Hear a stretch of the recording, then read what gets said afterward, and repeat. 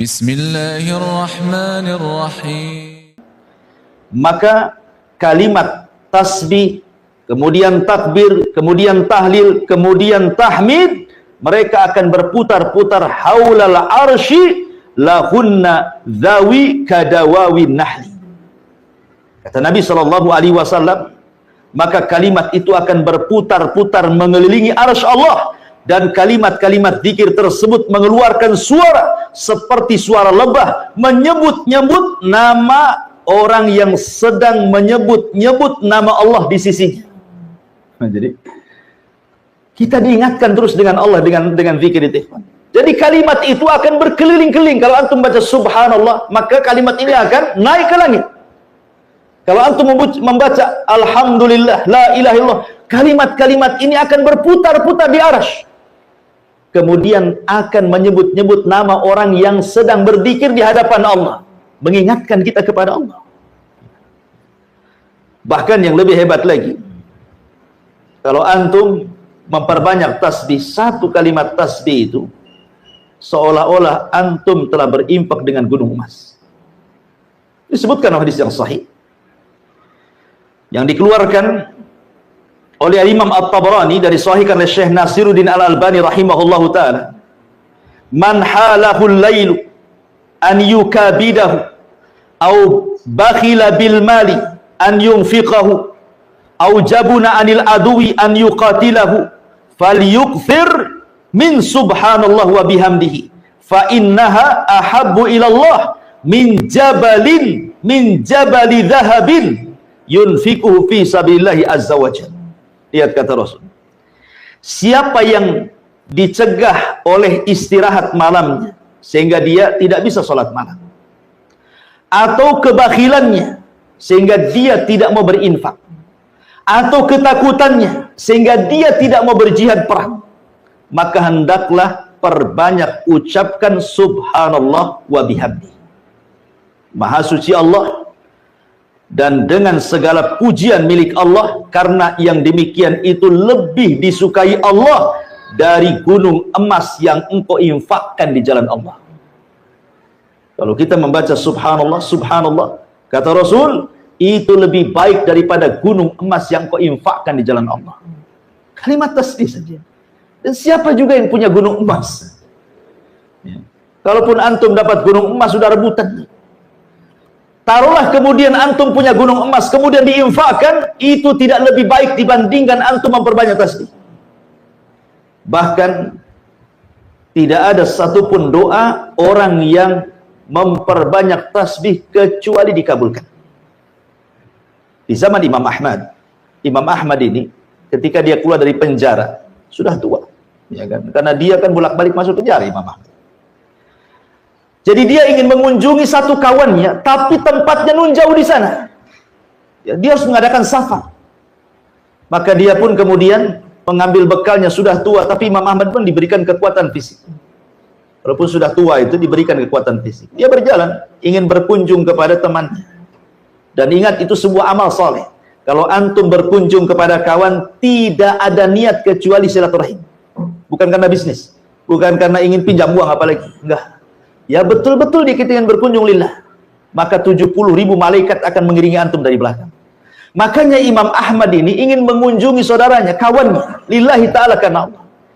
Allah takdirkan di tengah jalan, dia pun kemudian kemalaman. Dia harus menginap. Terpaksalah dia mencari masjid. Itu menginap kan itu. Penginapan zaman dulu ya masjid, mau kemana? Rupanya ada teras masjid, dia tidur di situ. Rupanya penjaga masjid ini mencurigai.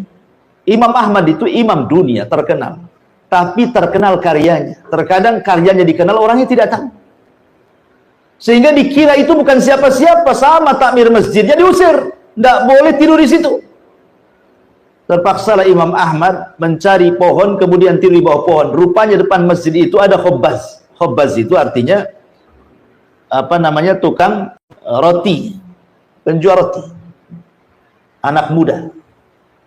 Jadi kasihan kok ada kakek-kakek di situ tidur di bawah pohon. Ditawarkanlah bagaimana kalau dia nginap di rumahnya. Diajaklah Imam Ahmad dengan senang hati. Udah tua. Kemudian dia melihat Khabbaz itu, tukang roti itu. Imam Ahmad takjub, kenapa? Sambil kerja itu, lisannya tidak pernah berhenti untuk mengucapkan subhanallah, astagfirullah, subhanallah, astagfirullah. Pokoknya tasbih dan istighfar itu tidak lepas dari lisannya. Kita saja kalau kita zikir terus-terusan kan capek juga kan itu. Antum baca subhanallah, subhanallah, berapa jam antum sanggup? Tidak pun kering. Pasti ada berhentinya kan? Ini tidak. Mulai dari kerja sampai subuh, lisannya terus ngomong. Imam Ahmad nih heran. Kok bisa dia berzikir seperti itu? Sampai tidak tidur Imam Ahmad itu karena takjub dengan anak muda itu. Akhirnya ditanyalah sama Imam Ahmad itu. Bagaimana kau bisa melakukan itu? Apa kata anak muda ini? Karena sudah terbiasa wahai imam. Setiap hari aku sudah melakukan seperti ini. Jadi zikir itu sudah jadi kebiasaan dia. Orang kalau sudah biasa kan nggak akan capek kan itu. Udah biasa dia mengucapkan subhanallah, astagfirullah, subhanallah. Udah biasa. Imam Ahmad mengatakan, anak muda kan tidak tahu kalau itu Imam Ahmad. Imam Ahmad mengatakan, apa barokah zikir dengan memperbanyak tasbih dan istighfar itu? Apa manfaatnya? Maka anak muda ini mengatakan, demi Allah, tidaklah aku berdoa kepada Allah subhanahu wa ta'ala kecuali diijabah, kecuali satu doa yang belum diijabah. Semua doa yang kupanjatkan semua dikabulkan Allah kecuali satu, katanya. Imam Ahmad heran, apa yang satu itu? Maka anak muda ini mengatakan begini, wahai fulan, wahai bapak tua, sesungguhnya aku sangat mencintai seorang alim min ulama'i dunia. Dia sedang dipenjara sekarang. Aku sangat takjub dengan karya-karyanya.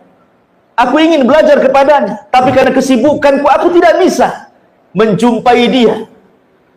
Jadi Imam Ahmad heran, siapa orang yang kau jadikan panutan itu sehingga kau menjadi ahli ibadah seperti ini kan? Anak muda ini mengatakan namanya Ahmad ibn Hanbal. Rupanya di situ Imam Ahmad. Kata Imam, demi Allah, doamu sudah dikabulkan Allah subhanahu wa ta'ala. Aku adalah Ahmad ibn Hanbal. Itulah buah barokahnya dengan memperbanyak zikir kepada Allah kan. Cita-citanya dikabulkan oleh Allah subhanahu wa ta'ala. Jadi kalau antum punya cita-cita belum dikabulkan, perbanyak zikir, perbanyak tasbih, istighfar, tahlil, tahmid. Insya Allah, siapa yang ingat Allah, maka Allah ingat kita. Siapa yang lupa dengan Allah, Allah pun lupa dengan kita. Udhkurullaha yadhkurukum. Ingatlah Allah, Allah ingat kalian. Masyurul muslimin yang dimuliakan Allah azza wa jalla. Kemudian juga di antara faedah tasbih adalah mukaffiratul dzunub, bisa menggugurkan dosa. Kita ini setiap hari, ikhwan, dengan adanya medsos di depan saya ini, setiap hari antum berdosa mata antum. Setiap hari. Entah berapa kali mata antum memandang aurat itu di handphone itu. Baik di YouTube, baik di IG, baik di Facebook, kan gitu ya. Terkadang baik di TikTok, ada yang men-TikTok kan. Kita sering niatnya itu tujuannya mungkin dengar berita. Entah kenapa tiba-tiba nampak pula ada gambar-gambar sur gitu kan. Beritanya ditinggalkan, itu pula yang ditengok. Boleh jadi tidak ditengok, tapi sekilas pandang.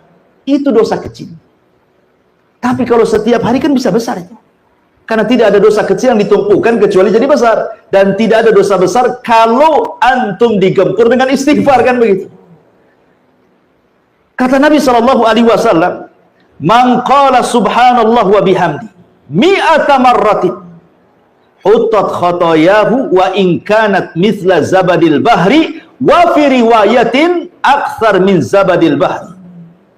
Siapa yang mengucapkan subhanallah wa bihamdihi 100 kali dalam sehari, maka Allah subhanahu wa ta'ala akan hapuskan dosa-dosanya, walaupun dosa antum itu sebanyak buih di lautan atau lebih banyak daripada buih di lautan. Berbiasa, ikhwan. Siapa yang bisa menghitung buih lautan? Tidak ada yang bisa menghitung buih lautan. Bahkan kata Rasul, lebih banyak daripada buih lautan. Seandainya dosa kita lebih banyak dari buih lautan, tetap diampuni. Tentu yang dimaksud di sini dosa-dosa kecil maksudnya. Bukan dosa-dosa besar, karena dosa besar harus dengan taubatan nasuha. Tapi kan setiap hari kita memandang aurat. Antum ke pasar, antum di jalan, lihat wanita-wanita itu. Kan nampak auratnya. Entah tertampak, entah keenakan nampak. Nah, macam-macam kan orang itu. Kalau tak cantik mungkin ya tertampak lah. Kalau cantik makin ditampak-tampak. Gitu ya kan. Betapa banyak dosa kita setiap hari, yang dari handphone, yang di dunia nyata, yang di pasar, yang di mall. Nah ini kan dosa kecil. Makanya Umar bin Khattab, tadi saya sudah katakan, tidak ada dosa kecil, kalau dikumpulkan ya besar juga gitu maksudnya. Tapi itu bisa dihapuskan dengan memperbanyak tasbih. Subhanallah wa bihamdi. Subhanallah wa bihamdi. Ya.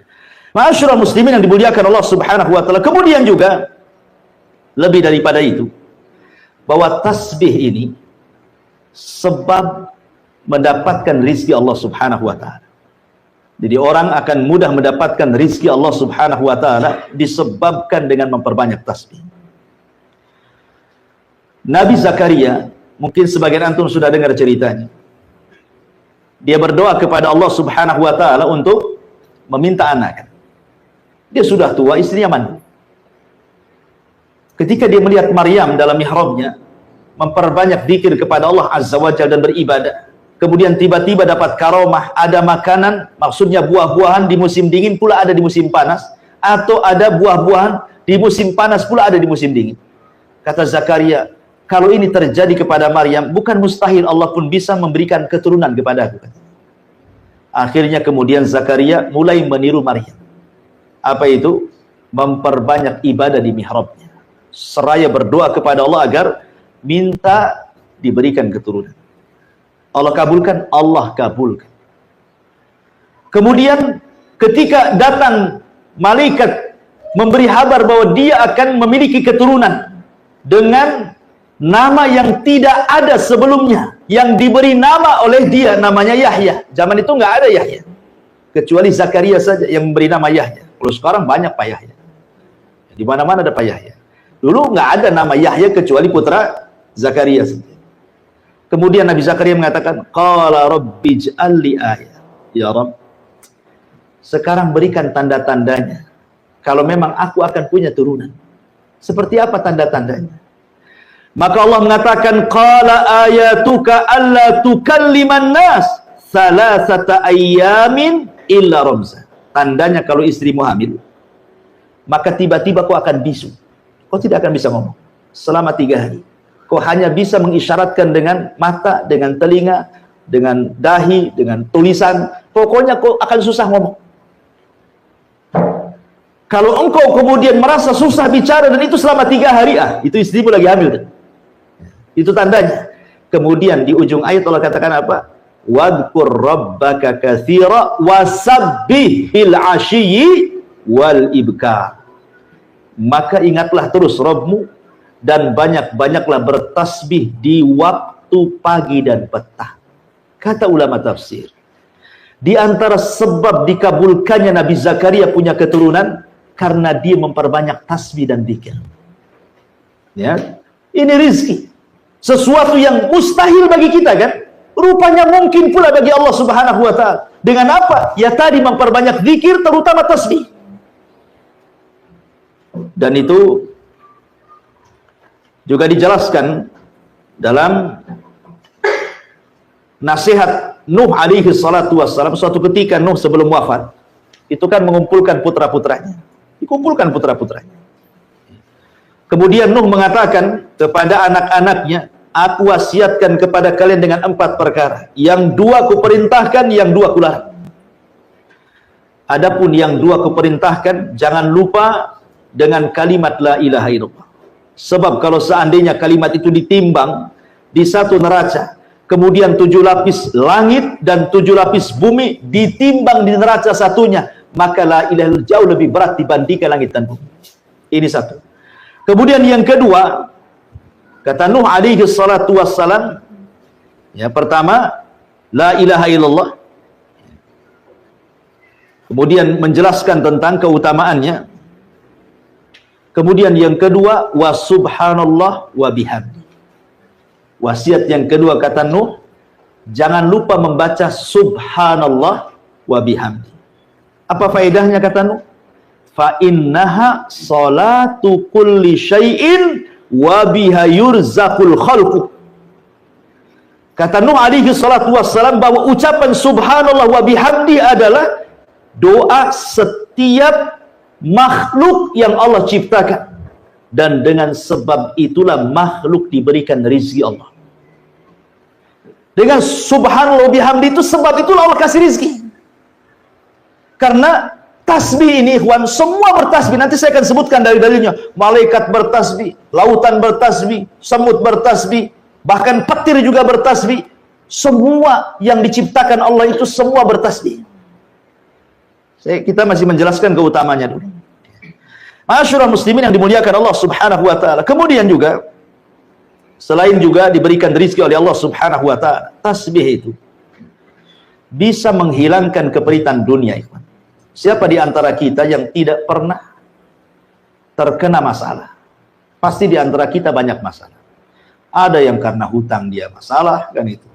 Ada yang karena keluarga, mungkin masalah dengan pasangan, mungkin masalah dengan anak-anak, ya kan?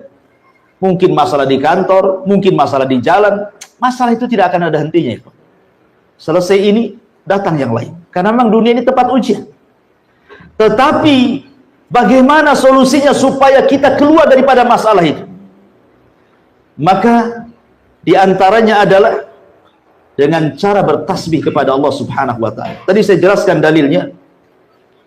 Ketika Nabi SAW ditimpa masalah yang luar biasa dari kaumnya, walaqad na'lamu annaka yadhiqu sadruka bima yaqulun, kata Allah, fasabbih bihamdi rabbika wa kun minas sajidin.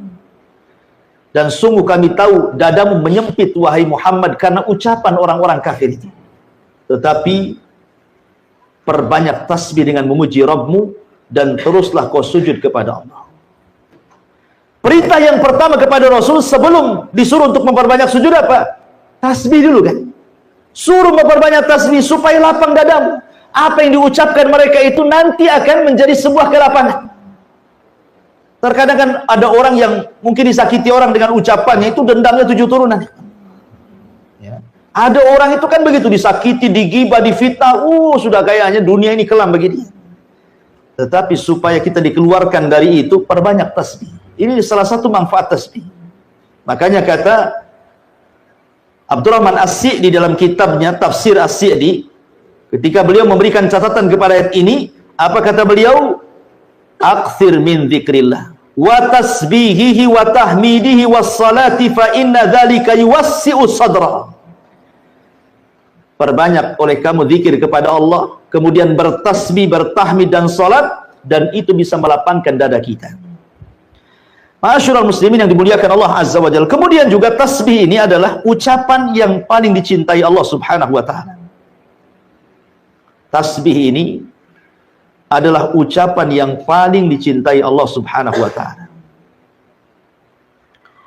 Disebutkan dalam hadis Abi Dzar radhiyallahu an. Nabi SAW pernah ditanya, ayyul kalami afdal? Rasul, kalimat yang paling afdal itu apa? Yang diucapkan manusia. Maka Nabi SAW mengatakan, inna ahabbal kalam ilallah subhanallah wa bihamdi. Sesungguhnya tidak ada ucapan yang lebih dicintai Allah melebihi antum mengucapkan subhanallah wa bihamdi. Itu ucapan yang paling dicintai Allah Subhanahu wa taala. Ikhwan, orang kalau cinta itu pasti dengan memperbanyak penyebutannya kan. Kalau antum cinta istri, nggak akan disebut tuh istri tetangga. Nggak akan disebut. Yang disebut ya istri antum saja karena antum cinta.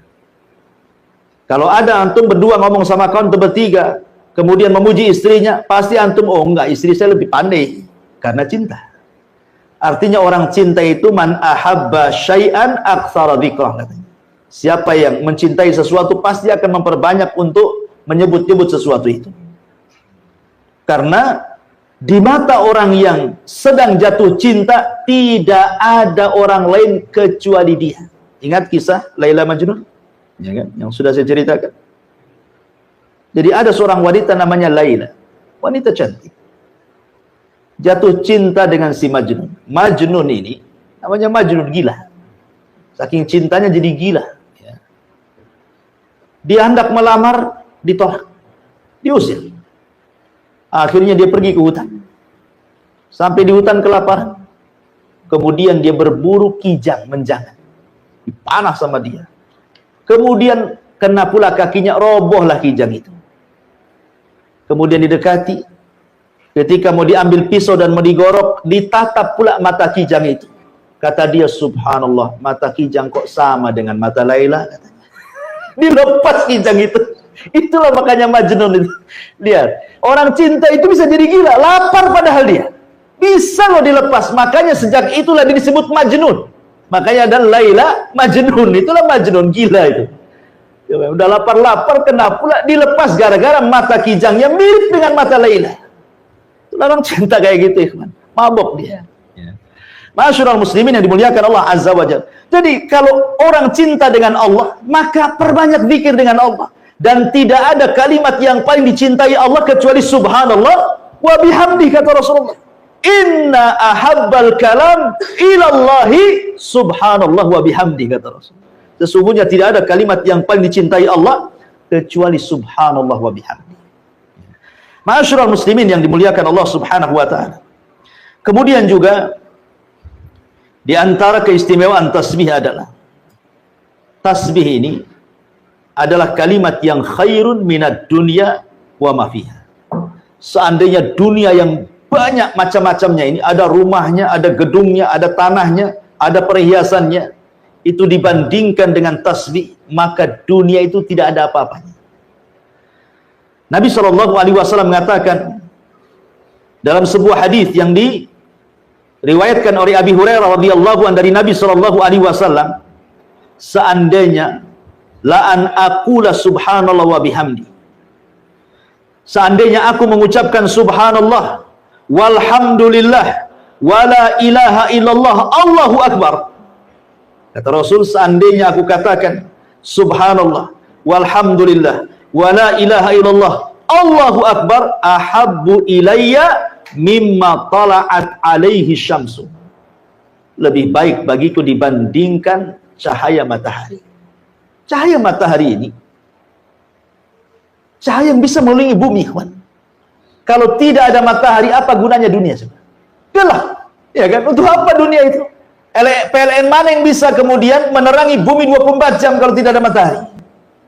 Artinya di sini kinayah bahwa ucapan tasbih itu lebih baik dibandingkan dunia dan isinya. Karena Rasul mengibaratkan lebih baik dibandingkan matahari terbit dari mulai terbit sampai terbenam.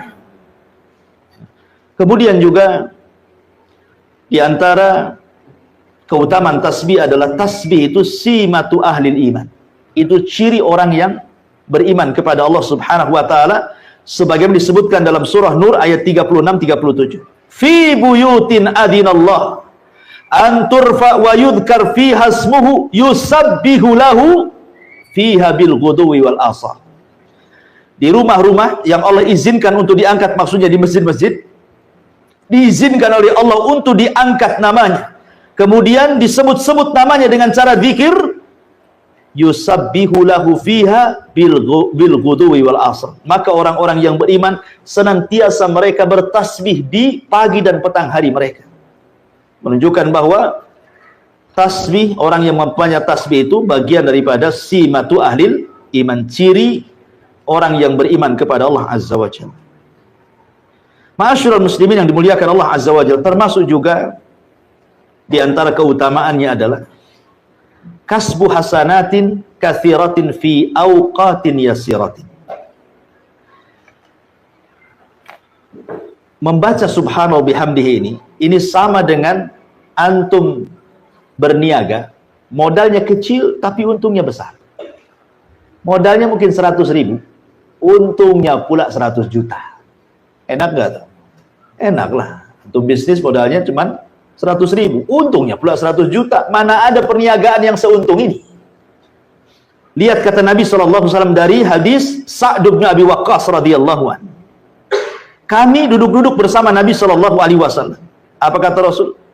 Ayat jazu ahadukum an yaksiba kulla yaumin alfa hasanah. Lemahkah kalian dalam setiap hari kalian mendapatkan 1000 kebaikan? Sahabat berpikir, macam mana 1000 kebaikan? Kalau sholat 1000 kali sholat, siapa yang tahan? Kalau puasa 1000 hari, ini kan hitungannya 1 hari. Puasa macam mana puasa? Ya harus 1000 kali puasa kan gitu ya. Jadi pandangan para sahabat seolah-olah harus banyak ibadah untuk mendapatkan 1000 kebaikan itu.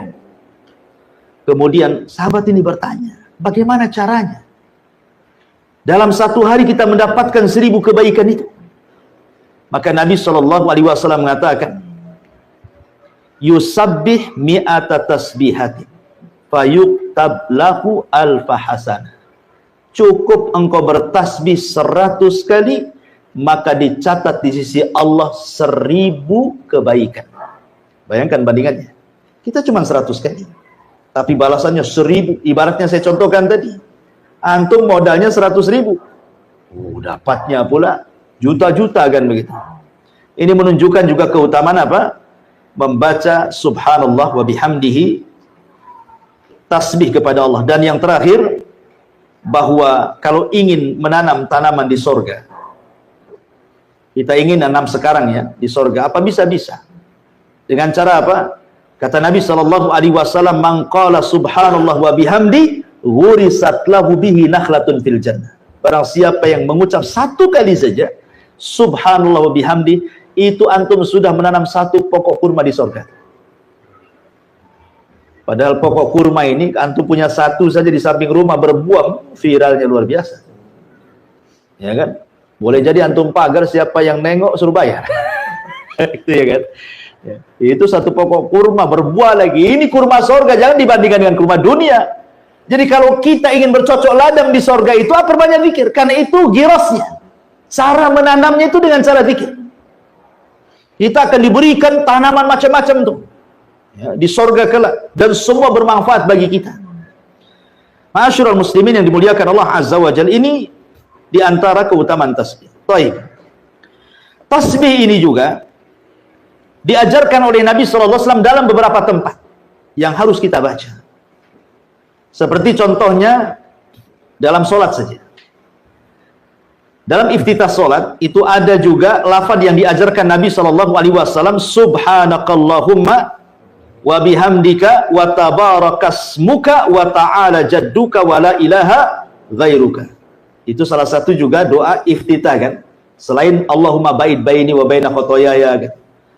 Wajjahtu wajhali alladzi fataras samawati wal ardh, atau yang lainnya. Lah salah satunya adalah subhanakallahumma wa bihamdika wa tabarakasmuka wa ta'ala jadduka wa la ilaha ghairuka. Di sini Allah memulai, Rasul mengajarkan dengan membacakan 1 tasbih di permulaannya, subhanakallahumma, maha suci engkau ya Allah. Kemudian juga dibaca ketika inda qiraati ayatin fiha tanzihullah. Bahkan disunahkan kalau ada orang membaca Al-Quran, umpamanya sabbihisma rabbikal a'la ini. Ya, ada orang baca di samping kita sabbihisma rabbikal a'la, maka Rasul menyunahkan apa? Subhanallah. Jadi kalau ada orang baca di samping kita, baca Quran ya, pas yang dibaca itu ayat tasbih, kita juga menjawab dengan subhanallah, maha suci engkau. Ya. Kemudian juga tasbih juga digunakan dalam sholat itu ketika kesalahan imam. Apabila imam salah kan, maka bagi laki-laki membaca tasbih, bagi perempuan cukup dengan tepukan tangan seperti ini.